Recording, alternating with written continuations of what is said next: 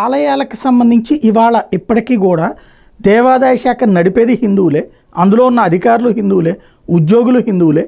కానీ ఆలయాల నిర్వహణలో నిరంతరం ఏదో ఒక ఆరోపణలు వస్తూ ఉంటాయి. ఎందుకని? ఇక్కడ ప్రాక్టీసింగ్ హిందువులు ఈ ఆలయాల నిర్వహణలో లేకపోవడం దీనికి కారణం. ఉదాహరణకి ఒక ఆలయ ట్రస్ట్ బోర్డుని తీసుకోండి. ఆ స్వామి మీద అకుంఠిత దీక్షతో, శ్రద్ధతో, భక్తితో, ఆయన సమర్పణ భావంతో ఆ బాధ్యత తీసుకున్నారా?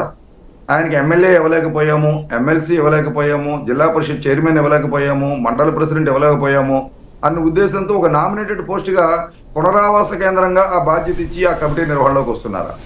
100% ప్రభుత్వాలు, రాజకీయ పార్టీలు, దేవాలయ ట్రస్ట్ బోర్డులు ఒక రాజకీయ పునరావాస కేంద్రాలుగా మార్చాయి. ఈ మార్చడం వల్ల జరుగుతున్నది ఏమిటంటే ఆ దేవాలయాల మీద ఏ విధమైన భక్తి ఉండదు. మీకు ఒక ఉదాహరణ చెబుతాను జీ.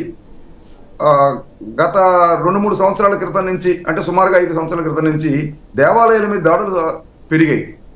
ఒకే రోజుని పిఠాపురంలో 19 దేవాలయాల మీద దాడులు జరిగాయి. అంతర్వేదిలో రథం దగ్ధం అయింది. అలాగే వినాయకుడి యొక్క విగ్రహానికి రాజమండ్రిలో మానవ మలాన్ని పూశారు.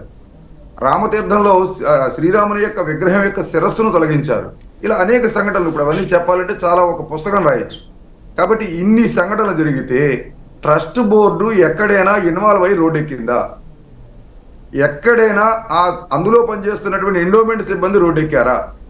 ఒక టీచర్కి ఇబ్బంది జరిగితే, ఒక లాయర్కి ఇబ్బంది జరిగితే, ఒక అంగన్వాడీ టీచర్కి ఇబ్బంది జరిగితే వెంటనే రోడ్డు ఎక్కుతున్నారు. ఒక రెవెన్యూ డిపార్ట్మెంట్లో పనిచేసే వ్యక్తికి ఇబ్బంది జరిగితే రోడ్డు ఎక్కుతున్నారు.